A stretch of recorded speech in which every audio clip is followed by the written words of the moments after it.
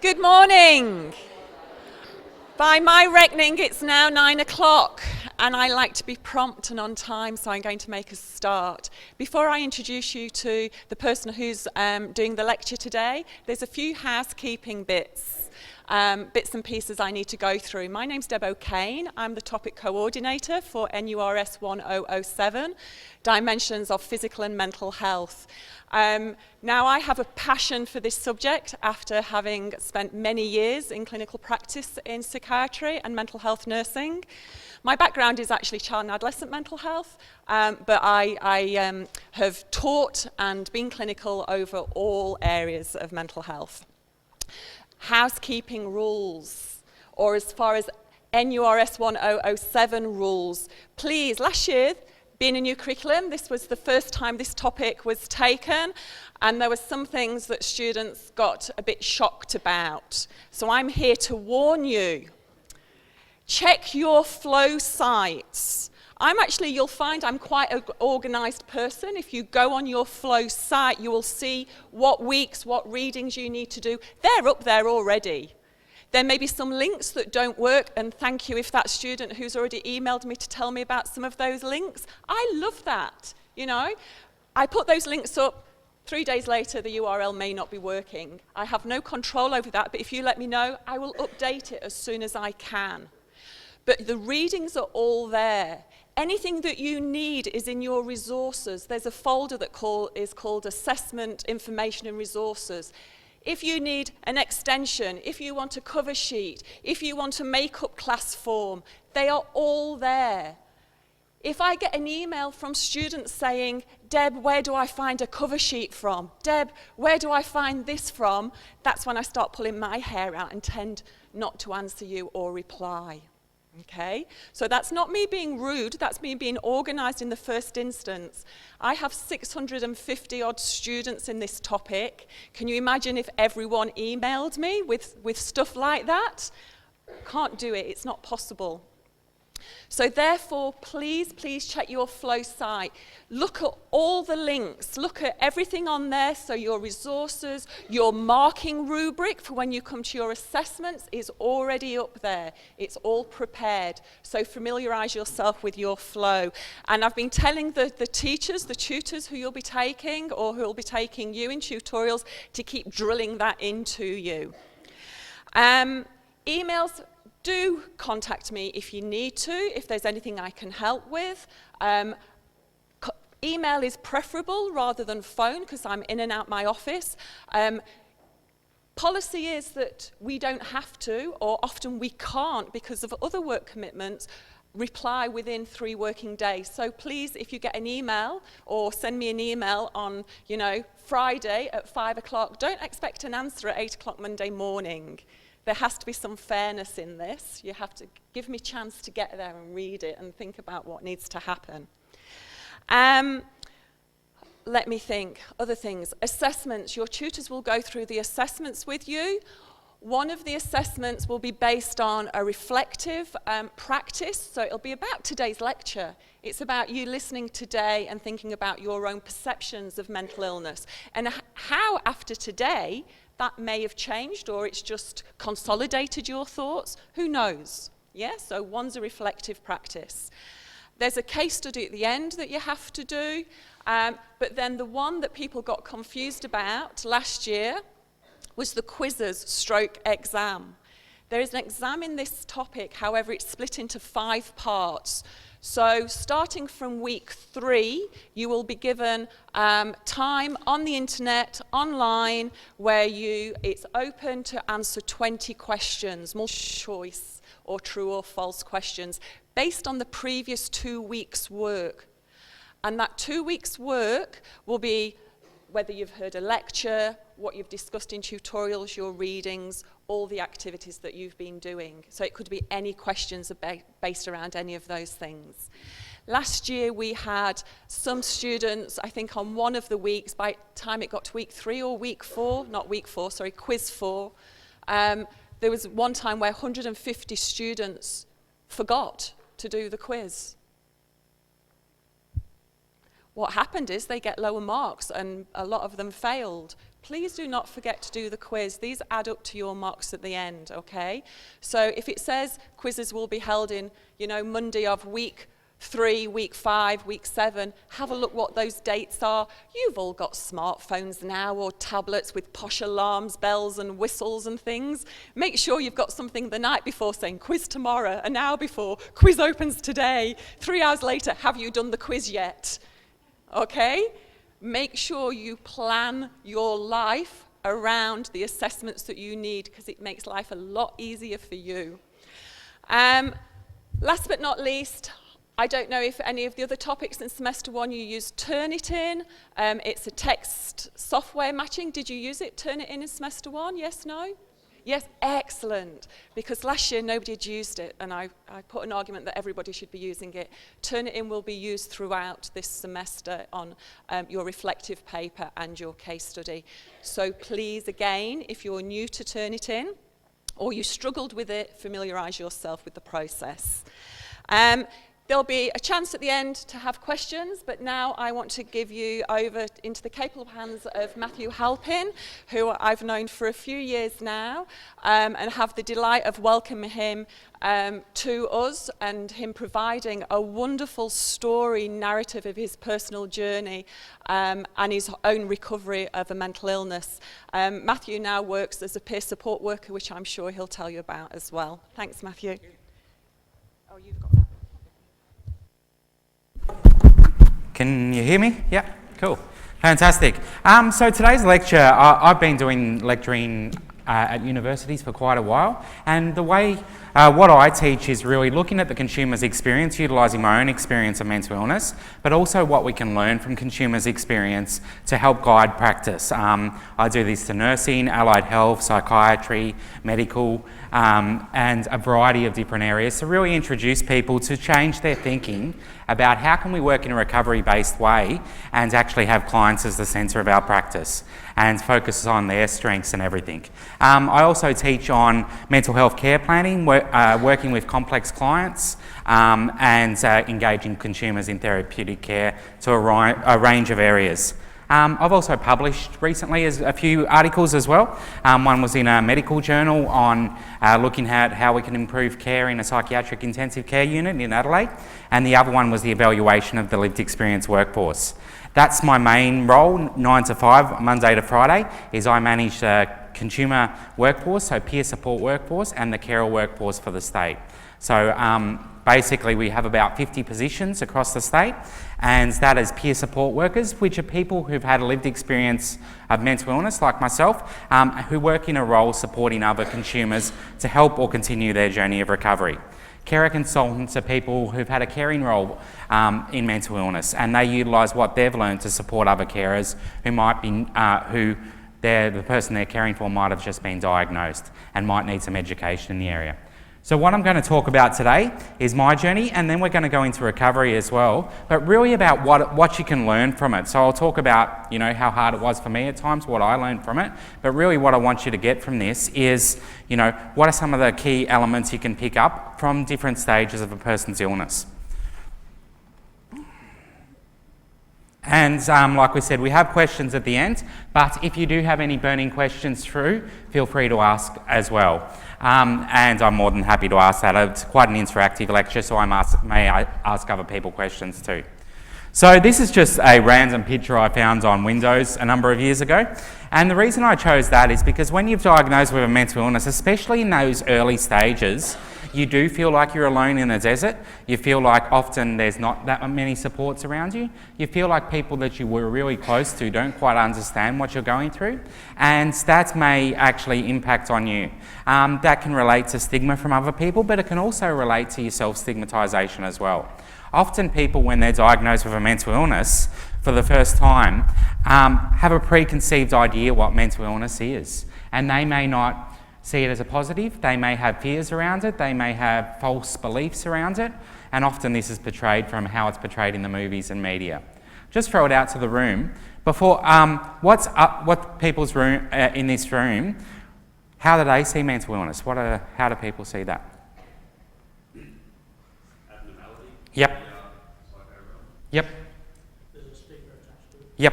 Generally in society. So as a stigma, what do you mean by that? There's another case. Yeah, yep. You're shunned. Yeah, so that's often how people see it. When I was diagnosed in the late 90s, I saw it as, One Flew Over the Cuckoo's Nest, American Psycho, those sort of things, things where people are portrayed in movies that they're unwell and they're dangerous, those sort of things. So when I was first diagnosed, the first thing I was first thing that came to my head is, this is not me, this is not right, they've got it wrong. So that can really impact on a person's journey as well. And often they may push people away, and sometimes people may push them away as well because of fears. It's very hard on self-esteem. It is, definitely. That's a very good point. And it can be very, very hard on the self-esteem. So what we need to do is we need to encourage consumers from day one that recovery is like any other mental illness is like any other illness. That regardless of what mental illness you have, you can recover, you can live a great life, and you can do what you want, but there is steps and strategies you need to put in place, and you need to take responsibility for that as well, which I'll talk about too. But it's about how we can help support and educate the person, because often they might be thinking loss of hope, they might be thinking their world's over, they might not think they have any real potential anymore or any real future. So it's about providing that empowerment and hope back to them. So the greatest thing in the world is not how much where we are, but with the direction we're moving. And I think that's really important for mental health and recovery, because often people get stuck on that where we are. They get stuck on, I've just been diagnosed with bipolar, schizophrenia, something like that, and they lose sight of their future. They think that their future isn't what they want to achieve. If they wanted to go to uni, they think, am I going to be able to go to uni again? Am I going to be able to, become a doctor? Am I going to be able to become a nurse? Am I going to be able to have meaningful relationships? Simple things that we take for granted every day. A perfect example is if you have got schizophrenia and you've recently been diagnosed and you just start dating someone, how would you feel about telling that person that you've got that illness? Yeah. Yep. So why would you be scared? I think because maybe they don't have a lot of experience with it. And Yep. It's sort of, you see it more as a vulnerability. Mm-hmm. Yeah, yep. Fear of the unknown, exactly. And it's a hard conversation to have with anyone. And the other thing is, if you just started dating with someone and you need to take tablets every night, having to explain what they're for can be a fear in itself as well. And sometimes people may not be completely honest about that, or it may, like you just said, it may make them feel that they need to run and they shouldn't be in that relationship. So my journey, basically it started a little bit before this, but this is where I usually start it, is throughout my childhood my dad was quite unwell, and at times my grandpa as well. At those early stages I didn't really know what was going on. My dad was admitted to hospital a few times, and it was for he just needed a break, or he had a breakdown from stress from work. But later found out that there was a genetic disposition, both my dad and my grandpa had bipolar. But at that early stage, as a child, I was never explained what was going on with Dad. It was just like he needed a break. He was unwell. And because of that, in that early stages, I didn't really know that he had an illness. And, that would have been something that was really useful for my care in the early stages. Because my parents struggled to have that conversation. How do you tell your kids what's actually happening to their father? Why he actually needs to have 12 months off work? Why he doesn't want to leave the house? Because you were afraid about how they would feel and how it could impact on them as well. So that was my first experience. Later on through primary school and high school, everything was going quite well in primary school. I did move from Victoria to Adelaide in my early teens, and that was a big change in my life because I had a lot of long-term friends that I developed. But during that time, after a couple of months, I settled in quite well and developed new friendships. I started work very early, and I guess my parents had a very strong work ethic that, the minute you can start work, then you need to get a part-time job. And actually, if you want to buy things, if you want to go on holidays, if you want to do sports, you need to pay for that. So that was something that I started work at a very early age. One thing that I was really interested in as an early age as well was martial arts. And I really wanted to, study karate or study a martial arts. So at the age of about 13, I started training in karate. I found out that I was really good at that, and I picked it up very well. And by the age of 15 or 16, I was training about 30 to 40 hours a week. And I was also going to the gym most mornings, going for a 5K run before work, and then training and teaching karate for about 5 to 6 hours each night, and same on the weekends. And now when I look back at that, it was fantastic that I got so good at the sport and got a black belt very quickly and won multiple tournaments. But pushing yourself that hard at that early age, is that just normal? And also working on top of that in school as well. So I had this overwhelming energy from an early age that I just couldn't burn up enough energy, so I was constantly busy and constantly doing stuff. Although, school was quite good though as well, and I did get good grades, and up until year 11 and 12, or during year 11, I was sitting on A's for most subjects. But I started to notice around that end of year 11 and that start of year 12 that I was sleeping less and less, and I was training harder and harder. And even though I was at times was injured, I would push myself through that. And sometimes it would be silly stuff like punch a boxing bag until my hands are covered in blood and stuff like that. So just the normal, not the normal sort of training, but pushing yourself beyond what you would normally be able to do. And that I became really obsessed with martial arts. Karate wasn't enough, so I picked up boxing as well and started training in that additional because I couldn't train karate every single day. And then around that time I started to feel different and started to no longer enjoy things as much. So even though I was pushing myself in karate and school, I was starting to feel that I wasn't enjoying it as much, and it was really starting to push me. School was another thing, and my friends, the people that I've been friends with for years, I started to not trust. I started to feel that they were out to get me a bit, and they weren't really my real friends. So that's a picture of me years ago. Someone else is still using that as a picture to advertise their club now, but that was back when I was 16. So I just think it, highlights that a little bit. So around that time, my grades started to majorly slip. So I started to have that conversation with my teachers about, you were a straight A student last year. Why are you failing a subject now? What's going on in your life? I started to have problems concentrating, and things that I really felt were quite easy at the start last year, I couldn't really clasp as much now and wasn't doing as well. I didn't feel comfortable with my friends and family and would often get into fights with them, and I would often perceive things. So, if your friends were paying you out and just giving you a bit of shit and stuff, I would take that as they were really out to get me and they weren't really my real friends. So that would automatically go from someone being just like, oh, you're a dickhead, mate, and that sort of thing, to me just losing it at times and getting really mad at them and saying, oh, don't you like me? Why are you even bothering my friends? Which is not a normal reaction. I continued to push through this because I thought, if I push through this, it's going to get better and it's going to go away, and this is just a stage of my life, and I've just got to try harder and harder and harder. At that stage, my mum and my parents did suggest that I see a doctor, and they took me to the doctor, and the doctor said, I'm sorry, but you've got bipolar affective disorder, and what you're experiencing is mania, and it's not normal how much you're pushing yourself, and it's not normal these things. The lack of concentration, the paranoia with your friends and family, and those sort of things are actually part of psychosis. But what do you think my reaction was when I was first told that? Yep, second opinion. This is a doctor that's known me since early age as well, and I was like, no, you can't be right. He also had a child that had bipolar, so he had a very good understanding of that. But he didn't, but I didn't believe it, and I just basically pushed him away. I was prescribed medication at that time, and obviously I said I would take it, but I didn't. Around that time as well, I thought I was struggling at school, and I thought, okay, maybe if I drop a subject at high school, then I'll be able to do better.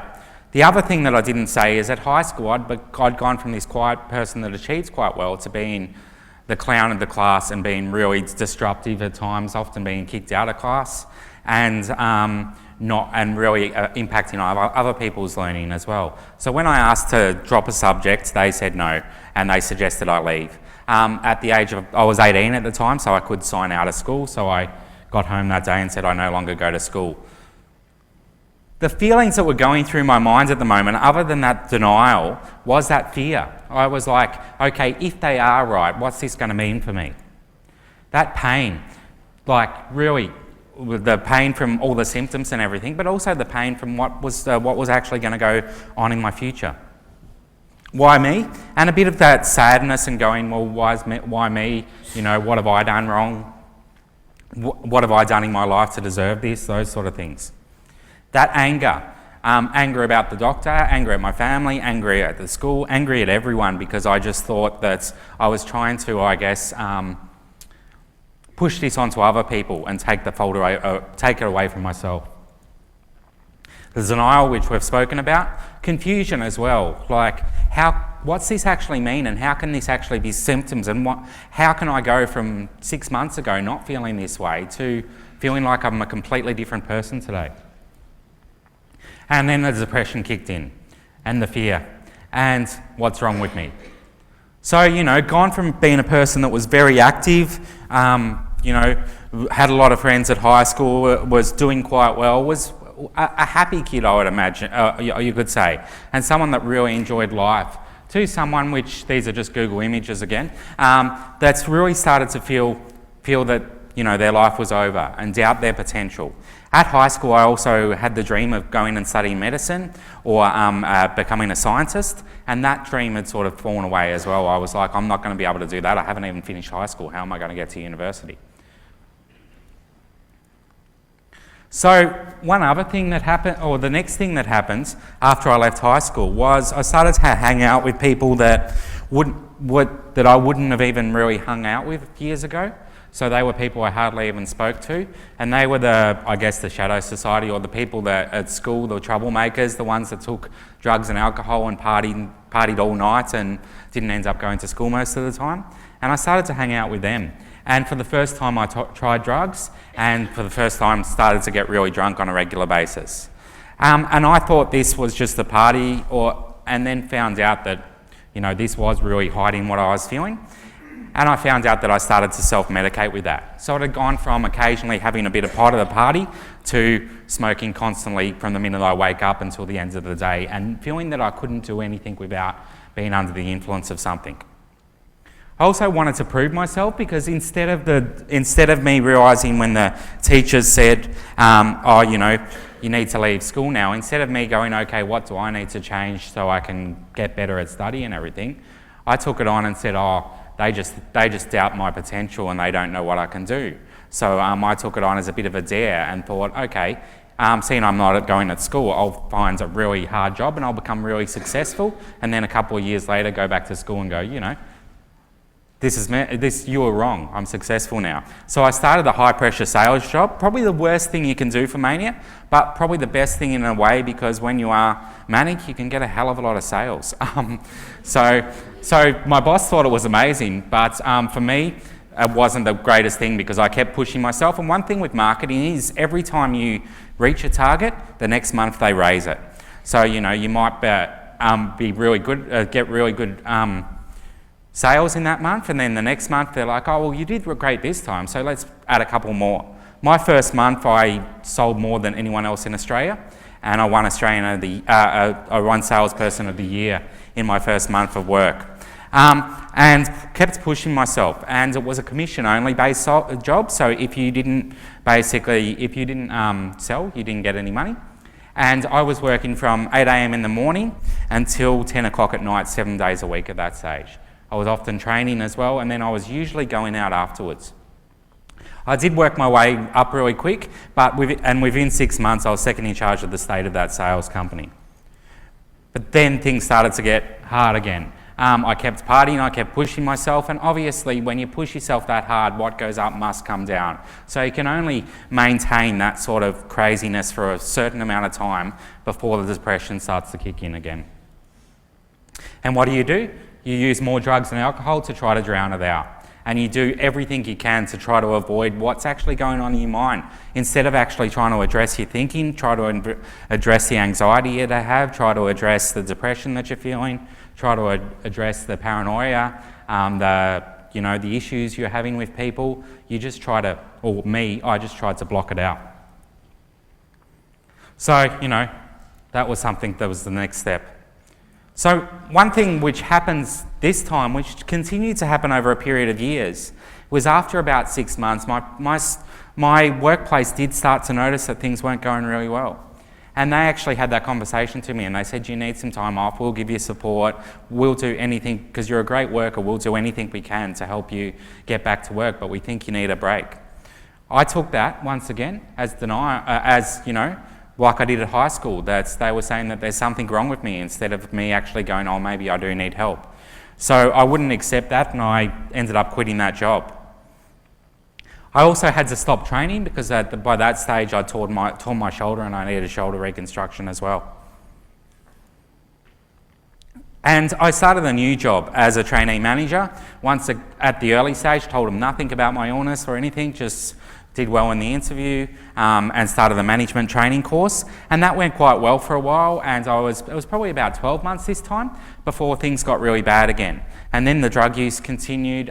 This time I was getting really depressed, and for the first time I was getting self-harming and having thoughts of suicide, which weren't as present before that. And around that time I attempted suicide and ended up in hospital for the first time. So this is how it felt. I like that saying, not all scars show, not all wounds heal. Sometimes you can't see the pain someone feels. So for the rest of the world, majority of the time, they didn't see how I was feeling. I basically woke up in the morning, looked in the mirror and just sort of went, I've got to put my game face on. No one can know what's going on in my life. And it wasn't until people got close to me that they started to notice that I was really struggling. And usually I wouldn't let people get that close, or if I did, then I would push them away. I still didn't accept that I had a mental illness, and this was years afterwards. I just had an admission around this time as well. And the first time I saw the doctor, I said, yes, I do need help. So I was admitted to hospital. And then I looked around the hospital and I realised that there was people a lot sicker than me. There was people that were older who'd been in hospital a long period of time. There was people responding to auditory hallucinations, which is pretty scary the first time you see it, when you see people yelling at things when there's nothing there, or being really scared of that. So my view of that was, that's not me, that can't be me. So I spent the next couple of days convincing the doctor that this was just drug and alcohol related, that this was just spare of the moment, that this was impulsive and it had nothing to do with me having an illness. The doctor tended to believe me at that stage, or not think that I was ready to engage in proper treatment, so I was discharged 3 days later. Or 5 days later, I think it was 3 days. So I went back to Foodland, but this time at a different store, because they offered me help again, but I didn't want to go back to face my friends, who were my friends at that store, and say, you know, I'd been through this or I'd been in hospital, because I was really scared of what they would think. After that, I ended up leaving that store and I ended up working in retail and corporate marketing and getting quite successful in that area as well. And what continued in my life was periods of being quite successful to periods of being really unwell and really unstable.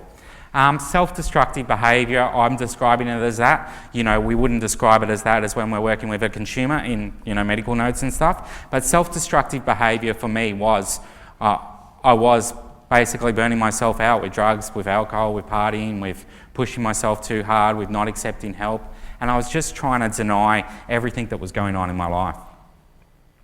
And those suicide attempts and self-harms continued.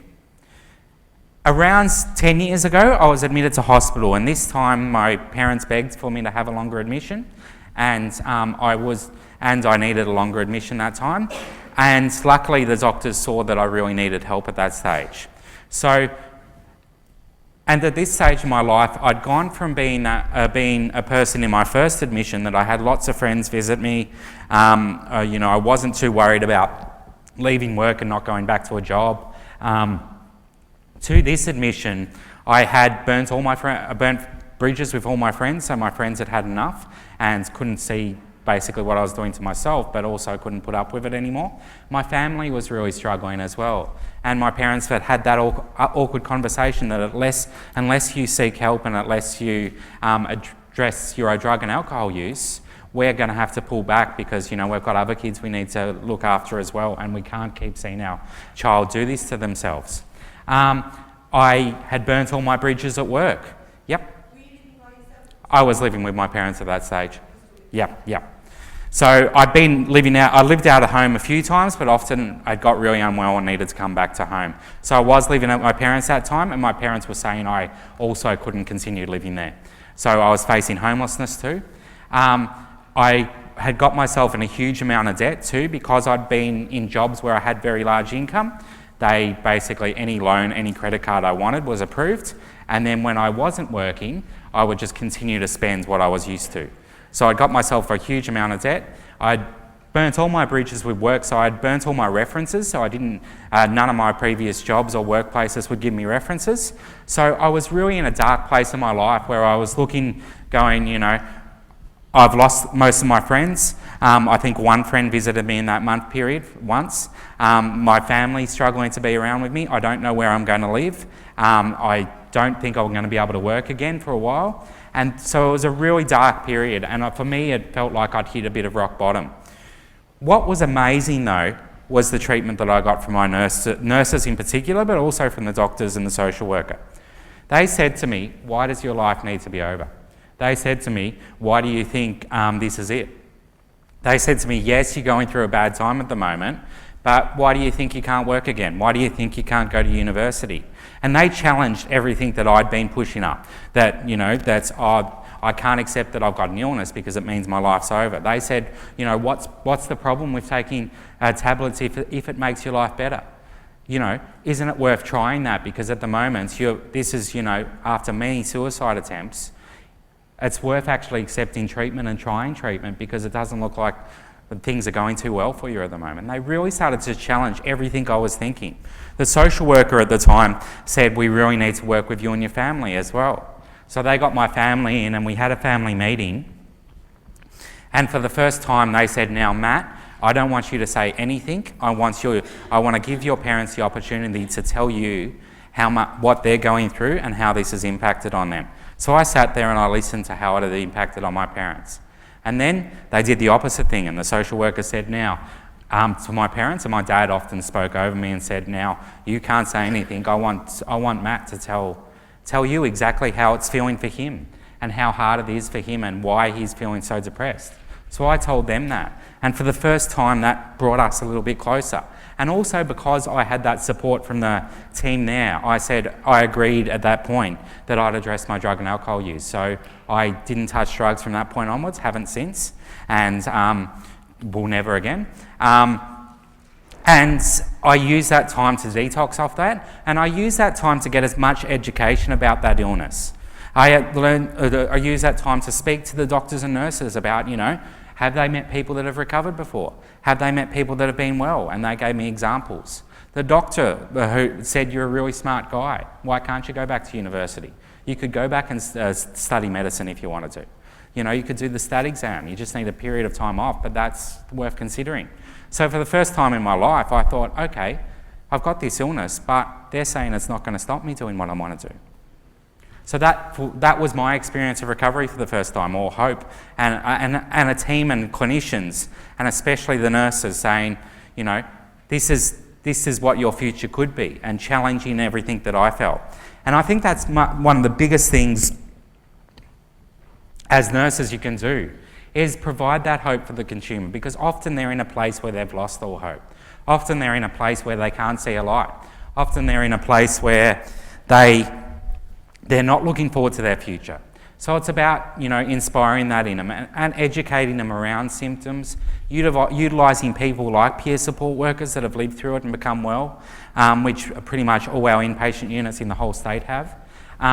Utilising other positive stories, there's many on the internet, even making reference to people who are famous who've lived with illness. Stephen Fry has bipolar. There's a number of other people that openly speak about mental illness, bipolar, schizophrenia, depression, that are quite successful, and that can actually inspire hope around people as well. Biggest thing is educate people, because as you said today, your experience and how you view mental illness you would have felt the same things that I've felt. You would have felt denial. You would have felt lack of self-esteem. You would have felt had questions unanswered. You would have been scared of medication. So think about those things and think about how you would feel if you were in that situation. And those questions you have is what consumers will have as well. So if they are scared of side effects, sit down to them and talk about how they can manage side effects. Talk about the likelihood they have of experiencing those side effects. Most side effects are less than 0.01% chance, like the serious ones. And other ones like weight gain, sedation and everything, they can work with. So it's about having a healthy diet. It's about sedation usually improves after a period of about 6 weeks. So actually help them that, because if they don't have any understanding of that, they're not going to take their medication. If they don't have any understanding of an illness other than what they've seen on TV and what their fears are, they're not going to accept that they've got an illness. So talk to them about what bipolar actually is, what depression is, what schizophrenia is, and explain to them, give them information around that. And utilise other people's positive stories. So for the first time in my life, I was feeling that belief, that hope, that looking forward to the future. I like this one. Because it says objects in the mirror are closer than they appear. And I thought that was a really good way just to say, you know, providing hope to people. It may be a while before they get back on their feet, but helping them realise that they can have goals, helping them plan for the future, and helping them get an understanding of even simple things like goals. Because often most people think goals are big things like I need to make $1 million by the end of the year. That's what I was taught in sales. But goals can be about getting up early every day. Goals can be about exercising once a week. Goals can be about, you know, tidying your place. Goals can be about slowly getting back involved in study. Goals can be about seeing a friend that you haven't been. And if you do that way, and you plan goals with a person that way, and you help them recognise each of those little goals that they achieve as an achievement, that's something that makes them feel better about themselves. It makes them feel that they're that step closer. So those things are really important. Whereas often people will think, you know, my goal is to go back to full-time work, or my goal is to be well. But it's important to help them realise that there's steps in that process, but each achievement is an achievement worth being recognised. So, as I said, in that hospital admission, I started learning about mental health and medication and trying to get as much understanding as I could, utilising the expertise I had there, and also outside of help. I continued to see that doctor that first diagnosed me, and he actually provided some counselling for myself and my family, and really helped me understand. But I also asked my family, the doctors also and nurses recommended my family went to MIFSA to get an understanding of to speak to other carers who've got people who they care for who had bipolar. And we rebuilt our relationship, and I was able to continue to live with them for that period of time. And my relationship's amazing with my family now. They turn to me for support more than I turn to them. So it's sort of crossed a lot because they know that I'm there for them as much as they were for me. About 3 months after school, or about 6 months after getting out of hospital, I realised that, you know, I had to make that assertive effort if I wanted to get back into the workforce. And yes, I wasn't ready to go back to work yet, but how about I try some volunteer work? Because if I try some volunteer work, it's going to get me up in the morning, it's going to maybe give me a reference, and it's going to help me develop some skills. So I actually volunteered at Flinders Medical Centre, and that was just showing people around. But that gave me the confidence to take that next step forward. The next step was to go to TAFE, and I studied Certificate 4 in Mental Health and actually went up to a diploma in it. A job came up at that time in Flinders, and that was a peer support role. And this role, I was amazed when I read it. They were looking for people who had lived experience. They were going, we want someone who's lived through mental illness, who's showed that they're on the road to recovery, to actually sit down with other people who've got mental illness and provide that hope, inspire them, and talk about how they started their journey so that person can help start their own journey. So I was like, oh, I could do that. And this was supporting people with the Metro Homelink team and in partnership with Hospital at Home, supporting people for the first 2 weeks out of hospital. So it was actually, they just got out of hospital, and I was talking to them and their family about some of the strategies and skills. So I was talking to people about early warning signs. What are some of the things they noticed before they got to hospital? And they hadn't heard about early warning signs. They knew they experienced symptoms before, but they didn't realise they were early warning signs. Spoke to them about things that are not helpful for them. So asked them, and really that open-ended question, what are some things that impact on your illness? And for the first time, they started to identify, drugs aren't good for me, late nights aren't good for me, too much stress impacts on me. So it's about how do we address those? also started talking about people about planning for their future and helping them realise that, you know, if the earlier they recognise symptoms and ask for help, the more likely they are to avoid a hospital admission. So that was something that was amazing to me, and it felt like I had a really meaningful job as well, and was really making a difference in people's lives. After that, that was just a casual position, and I started as a volunteer there, but then got paid employment very quickly. And after that, a position at Central Northern Adelaide Local Health Service, which is now split into 2 local health networks, came up, and that was a part-time job, and that was working in an inpatient unit as part of the multidisciplinary team as a peer support worker or a peer specialist, and that was working with the medical team to provide the service that I've been providing in this other role. So working side by side with doctors, nurses, allied health, and my role was to educate people in a one-on-one or a group setting, so running groups as well, on about recovery and how they can stay well with mental illness. That was 8 or 9 years ago now.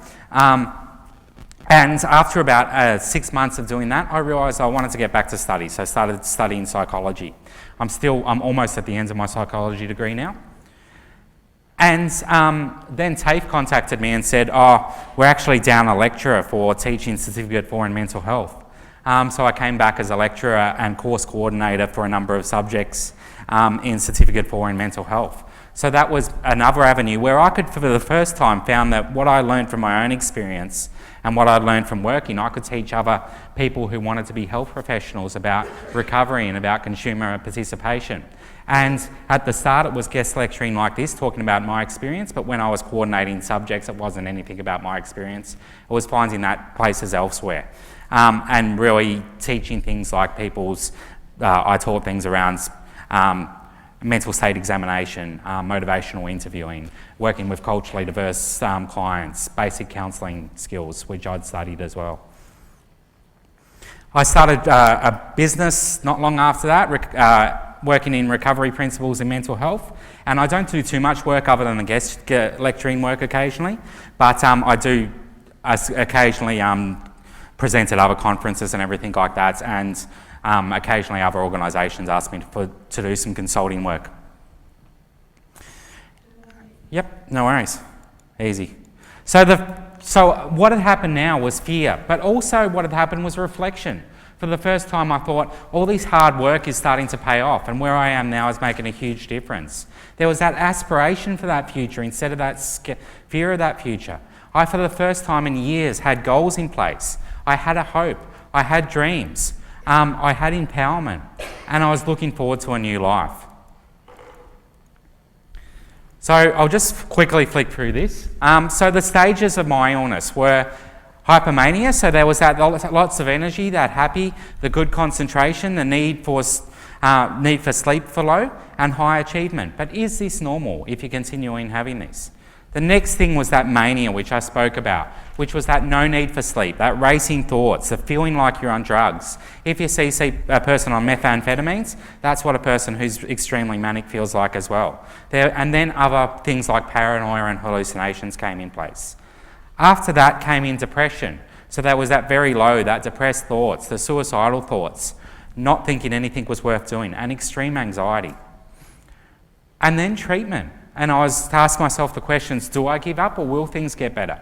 Maybe my doctors and families are right. Maybe I should take the medication as prescribed. I do miss those relationships. What do I really have to lose? This can't be the best things are. And really challenging myself around those. And then the last stage was the recovery. So that was that refocused positivity. There was that sense of future. There was that I've been through this and now I can look forward to the future. There was huge achievements in the last few months where I thought 6 months ago my life was over. There was knowing myself that there would be some hard times, but I could plan for these. Understanding that if the early warning signs come on, I can create a relapse prevention plan. And being aware of how triggers do impact on my illness. Having some understanding, it's not just my illness, but by myself. Looking at where I can start and looking at tomorrow as a new day and start thinking about goals. And the biggest question I had from that was that recovery stage, was where to from now. So that's how I felt. I felt that cage was really me when I had that illness. Some people have told me that's the birds getting out of the cage, but I like to think it's a person getting out of the cage, but that's how I felt. For the first time I felt free, and I felt that I was looking forward to that future. And the next stuff is about recovery, but we don't have time to go through that, and you will anyway. Thank you.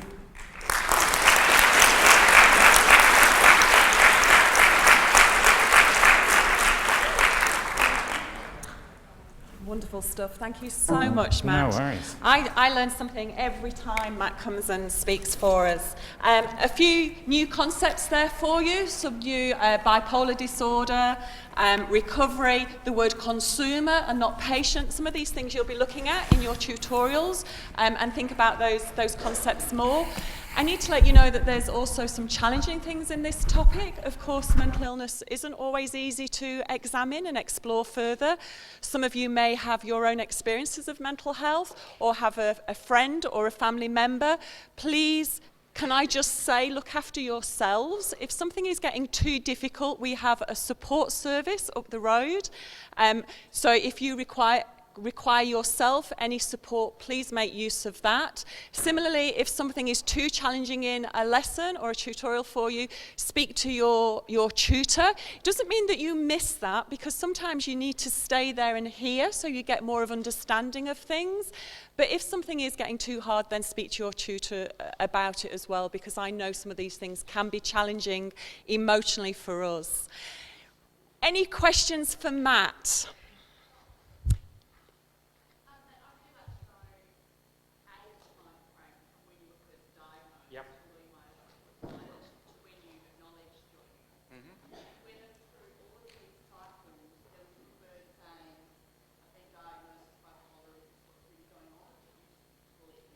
Yeah, so that's a really good question. So it was so it was about 10 years. So I was diagnosed around between the age of 16 and 18, and it wasn't until I was probably around 25 that I had my last admission, but then really started to take control of my life and also started to actually accept that I had an illness and needed treatment. So it's a long period of time to go without proper treatment and those sort of things. There was this question in my head, and there was definitely the reminder from my parents and family and doctors that, yeah, you have been diagnosed with bipolar and you do need to look at that. Is this on? Yeah. But for some reason I wasn't prepared to accept that, and I kept pushing that away. Every time for a second I started to think, oh, okay, maybe this is my illness and I do need to get treatment. Part of me was like, no, that can't be right, because that's not me. So yeah, for some reason I pushed that away. And from my experience working with clients over the years, a lot of people do that for some reason. And sometimes it just needs to be something that clicks. And it's around not giving up on people, and also continually to remind them that they do have the skills to get through it as well, and they can recover. Because a lot of people don't see that. But some people it takes years and years, and some people don't ever get to a stage where they're fully accepting their illness and things like that, which can be hard too. Okay, any other questions? Yep.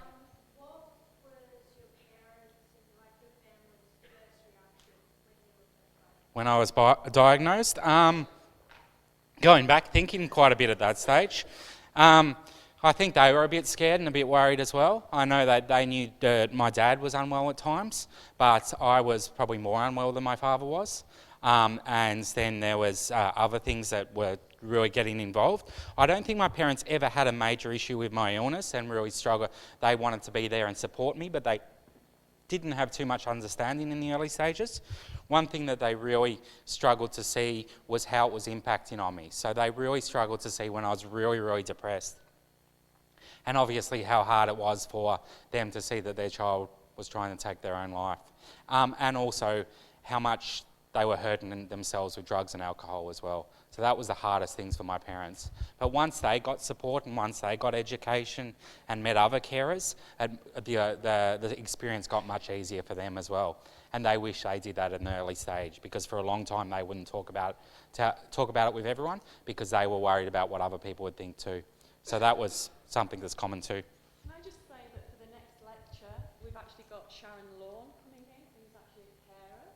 She's married to somebody with a mental illness, and so she's going to come and give you a carer's perspective. So so that you can see how it impacts on family as well.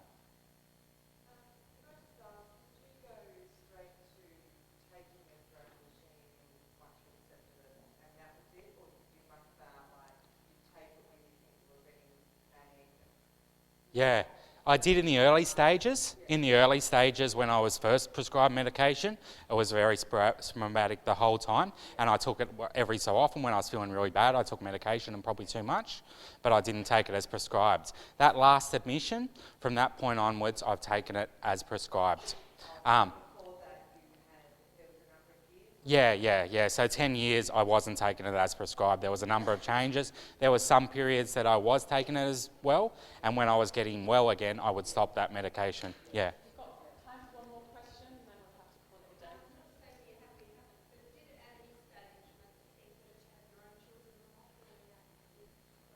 day. Yeah.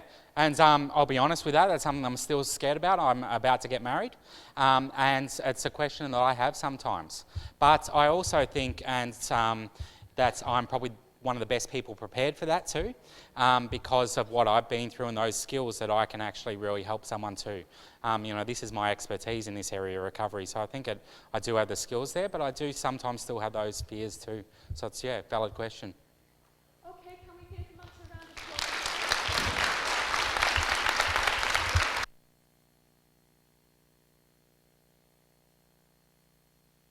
I will see you again at the next lecture, or possibly not, but feel free to call me if you need me. Thank you so much.